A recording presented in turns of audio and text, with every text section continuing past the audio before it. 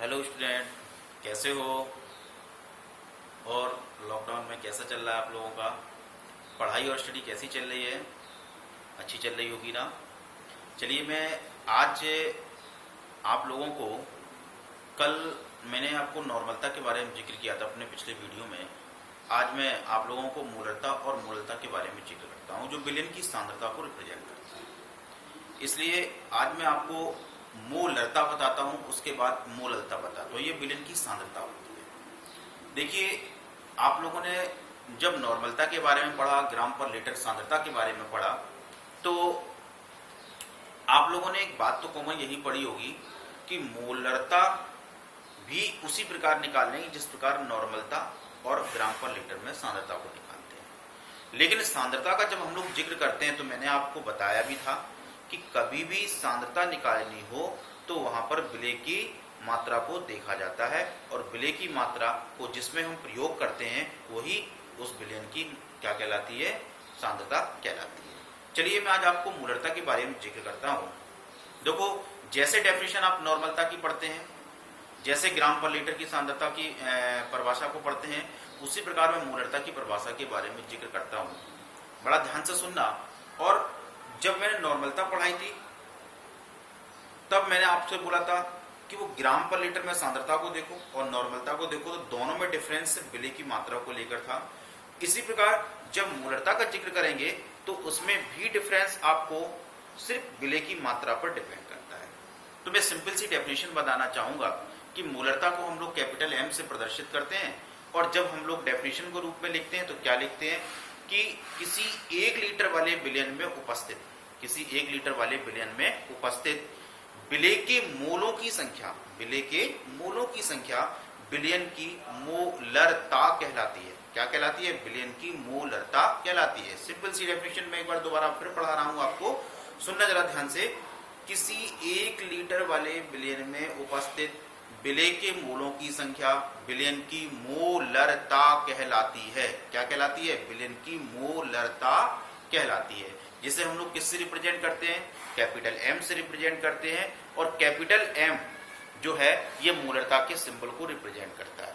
तो देखो भाई, आज मैं आपके सामने मूलरता के बारे में जब जिक्र करूंगा तो देखो यहाँ पर मूलरता जो लिखी है इसे कैपिटल एम से रिप्रेजेंट करते हैं। कैपिटल एम बराबर हमने बताया क्या? विलय के मोलों की संख्या। यहाँ पर विलय के जो मोल हैं उनकी संख्या बटे आयतन को किसमें लेते हैं? लीटर में लेते हैं। अब क्वेश्चन आता है कि मोल हम लोग निकालते कैसे हैं? क्वेश्चन आता है कि मोल हम लोग कैसे निकालते हैं। तो देखो, आप लोगों ने पिछली कक्षा में पढ़ा होगा कि जो मोल होता है, मोल बराबर होता है भार बटे में क्या होता है? अणुभार। क्या होता है? भार बटे में अणुभार। जिसे अगर सिंबल के रूप में लिखना चाहें तो n बराबर हम लोग क्या लिखते हैं? W/m लिखते हैं। क्या लिखते हैं? W/m लिखते हैं। अब इस मोल के मान को उठाकर आप मोल के स्थान पर रखें तो बताओ, देखो मोलरता का फॉर्मूला क्या बनता है? मोलरता बराबर विलय का भार ग्राम में, विलय का भार किसमें लेते हैं हम लोग? ग्राम में, और बटे में क्या लिखते हैं? अणुभार, अणुभार और गुणे आयतन लीटर में, आयतन लीटर में। तो देखो मोलरता का फॉर्मूला देखो आ गया। अब हम इसे अगर सिंबल के रूप में लिखें तो भाई इसे हम लोग कैपिटल एम से रिप्रेजेंट करते हैं। भार को किससे लिखते हैं? W से सफिक्स में G लगा देते हैं। अणुभार को small m molecular mass into आयतन लीटर में सफिक्स में L लगा देते हैं। ये सिंबल के रूप में ये फॉर्मूला लिखा जाता है। अगर हम कहें इसके मात्रक हम लोग कैसे लिखते हैं तो भाई मात्रक की बात करते हैं, जैसे हम लोग यूनिट बोलते हैं तो यूनिट के अकॉर्डिंग क्या लिखते हैं? मोल पर लीटर, मोल पर लीटर, ये इसकी यूनिट हो गई। तो देखो मूलरता सिंपल है। तो दोनों के कंपैरिजन में देखो, मैंने आपको बताया कि सिर्फ विलय के मोल देखो और कुछ नहीं देखना है। विलय देखो, विलय की मात्रा को किसमें प्रयोग कर रहे हैं, वही विलयन की सांद्रता होती है। तो मैंने आपको यही बताया कि किसी 1 लीटर वाले विलयन में उपस्थित विलय के मोलों की संख्या विलयन की मोलरता कहलाती है, जिसे हम लोग किससे रिप्रेजेंट करते हैं? कैपिटल एम से रिप्रेजेंट करते हैं।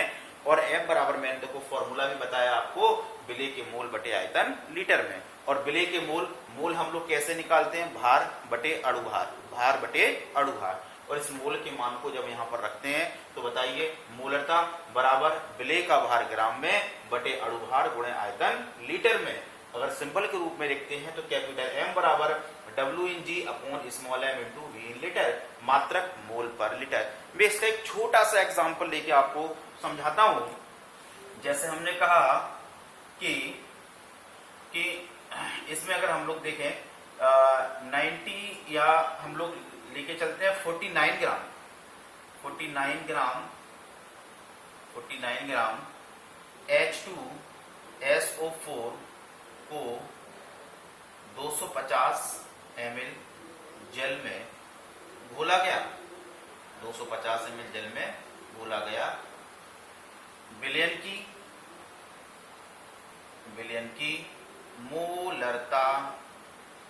की मोलरता ज्ञात करो। एक छोटा सिंपल सा मैंने क्वेश्चन लिया है। मैंने क्या बोला है कि 49 ग्राम क्या लिया है H2SO4, और 49 ग्राम H2SO4 को कितने ml जल में घोला है 250 ml जल में घोला है। तो बताओ विलयन की हमें क्या निकालनी है, मोलरता यानी कैपिटल M निकालना है।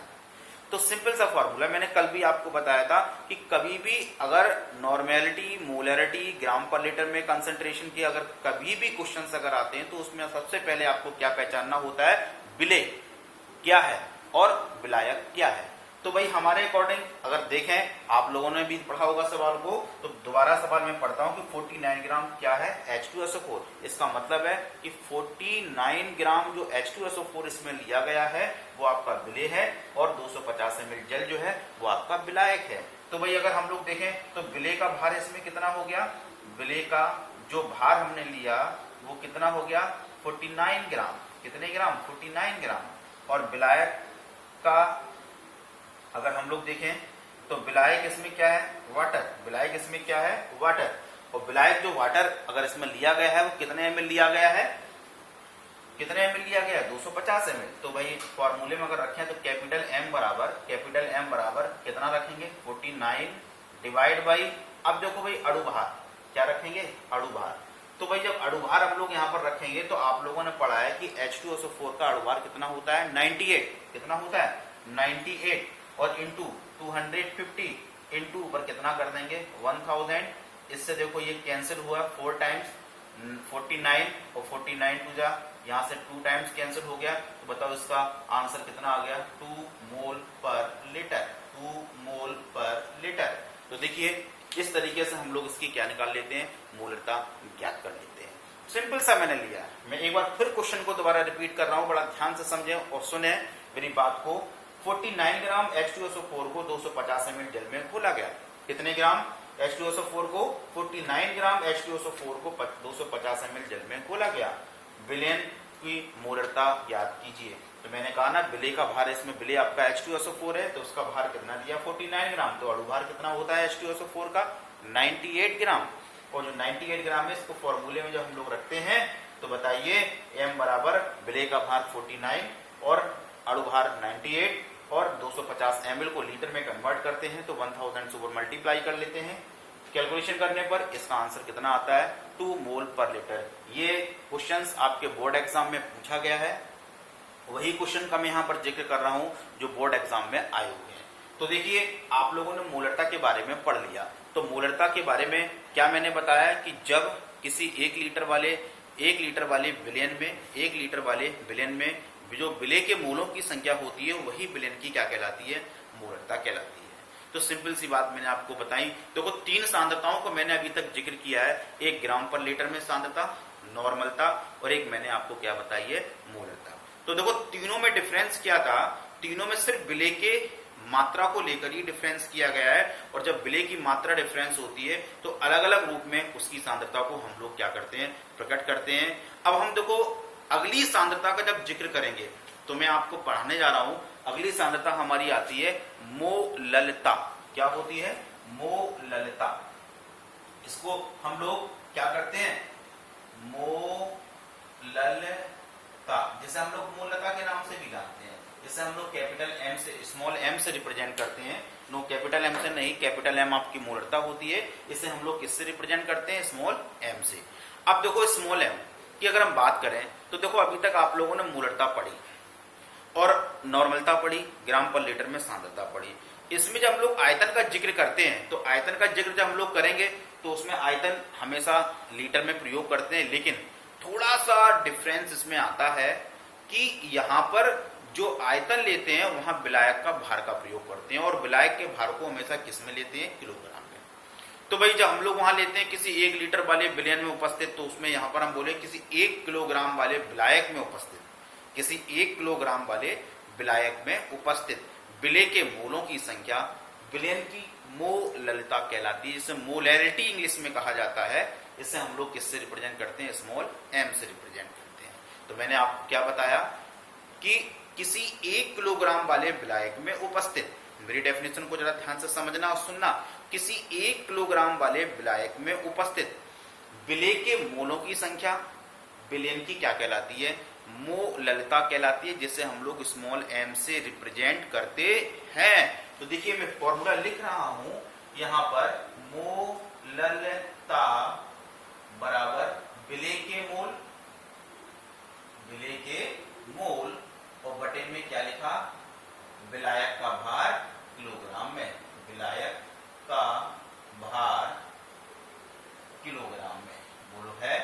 अब जरा देखो ध्यान से, दोनों में डिफरेंस हुआ ना, क्या हुआ, जहां आयतन लीटर में लेते थे वहां विलायक का भार किस में ले लिया, मैंने किलोग्राम में लिया है।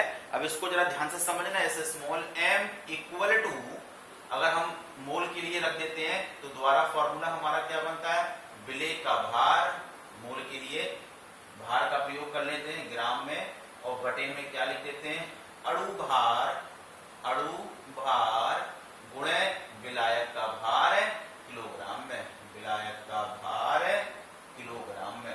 बोल लिया कि नहीं लिया। अब जरा देखो ध्यान से, अगर हम इसके मात्रक की बात करते हैं, ये तो फॉर्मूला आपके सामने मोलता का आ गया। अब हम इसके मात्रक की बात करें तो मात्रक आपका क्या होगा, मोल पर किलोग्राम, मोल पर किलोग्राम। तो देखा होगा आप लोगों ने, इसमें मूलता के बारे में भी मैंने जिक्र कर दिया। तो देखो जरा ध्यान से, मूलता के बारे में मैंने क्या बताया आपको कि किसी 1 किलोग्राम विलायक में उपस्थित विलेय के मूलों की संख्या, यहाँ पर हम लोग 1 लीटर वाला विलयन लेते थे, यहाँ हम लोग क्या लेते हैं, किसी 1 किलोग्राम वाले विलायक में विलेय के मूलों की संख्या विलयन की क्या कहलाती है, मोललता कहलाती है, जिसे हम लोग किससे रिप्रेजेंट करते हैं, स्मॉल m से रिप्रेजेंट करते हैं। तो मूललता के फॉर्मूले को जब हम लोग लिखते हैं तो विलेय के मोल बटे विलायक का भार किलोग्राम में, और मोल के लिए वही फॉर्मूला प्रयोग करेंगे जो मैंने अभी आपको बताया था, भार बटे अणुभार। इस वैल्यू को उठाकर मोल के स्थान पर जब रखेंगे तो मूललता यानी स्मॉल m बराबर आता है विलेय का भार ग्राम में बटे अणुभार गुणे विलायक का भार किलोग्राम में। मात्रक के ऊपर अगर हम लोग जाएं तो मात्रक क्या होगा, मोल पर किलोग्राम। देखिए मैं छोटा सा एग्जांपल यहां पर समझा रहा हूं आपको। जैसे मैंने यहां पर आपको लिखा कि 18 ग्राम H2O को, या क्वेश्चन को थोड़ा सा चेंज कर देते हैं, यहां पर हम लिख रहे हैं 40 ग्राम NaOH को 500 ग्राम जल में घोला गया प्राप्त विलयन की मोललता, जिसे मोललता भी हम लोग कह देते हैं, मोललता ज्ञात करो। तो देखिए सिंपल सी बात, मैंने आपको अभी क्या समझाया कि इसमें आपको सबसे पहले क्या देखना है, विलेय। क्या देखना है, विलेय। विलेय आपका क्या है, 40 ग्राम NaOH। आपको पता है NaOH का अणुभार 40 होता है, और कितने ग्राम जल में घोला गया, तो विलायक का भार देखो ग्राम में दिया कि आप किलोग्राम में कन्वर्ट कर सकते हैं। तो भाई आपने पढ़ा है कि 1 किलोग्राम बराबर 1000 ग्राम, तो 1 ग्राम बराबर 1/1000 किलोग्राम बोलो होता है। तो देखिए अगर हम इसमें स्मॉल m वाला फॉर्मूला लगाते हैं तो भार कितना दिया है 40, और अणुभार कितना होता है 40। विलायक का भार किलोग्राम में लेना तो 1000 का भाग लगाएंगे, वो 1000 कहाँ पहुंच जाएगा, ऊपर। 40 से 40 कैंसिल, 500 दूनी 1000। तो बताओ स्मॉल m की वैल्यू कितनी आ गई, 2 मोल पर किलोग्राम। तो बताइए आप लोगों को मोललता भी निकालना आ गई। क्लियर है ये पॉइंट। तो देखो मैं एक बार फिर आपको दोबारा रिवाइज करवा देता हूं। तो देखो सबसे पहले मैंने किसका जिक्र किया, मोलरता का जिक्र किया। तो मोलरता के बारे में मैंने आपको बताया किसी 1 लीटर वाले विलयन में उपस्थित जो विलय के मोलों की संख्या होती है वही विलयन की क्या कहलाती है, मोलरता कहलाती है, जिसे हम लोग कैपिटल एम से रिप्रेजेंट करते हैं। और मैंने फॉर्मूला आपको क्या लिखाया, मोलरता बराबर होता है विलय का भार ग्राम में बटे अणुभार गुणे आयतन लीटर में। इसके बाद मैंने जिक्र किसका किया, मोललता का जिक्र किया। तो मोललता में मैंने आपको बताया जहां 1 लीटर का विलयन लेते हो वहां पर हम लोग क्या लेते हैं, किसी 1 किलोग्राम वाले विलायक में उपस्थित विलय के जो मोलों की संख्या होती है वही विलयन की क्या कहलाती है, मोललता कहलाती है, जिसे हम लोग स्मॉल एम से रिप्रेजेंट करते हैं।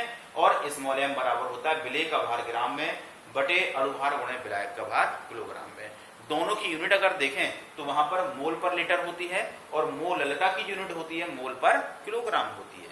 तो सिंपल सी बात, मैंने देखो आप लोगों को पिछले वीडियो में दो सांद्रताओं का जिक्र किया, इसमें आज मैंने आपको 2 और सांद्रताएं मैंने जिक्र किया। तो टोटल मिलाकर मैंने देखो 4 सांद्रताओं के बारे में जिक्र किया कि विलयन की सांद्रताएं जो होती हैं, सबसे पहले ग्राम पर लीटर में सांद्रता के बारे में बताया, दूसरा मैंने किसके बारे में बताया, नॉर्मलता के बारे में बताया, तीसरा मैंने किसके बारे में बताया, मोलरता के बारे में बताया, और चौथा मैंने आपको किसमें बताया, मोललता के बारे में बताया।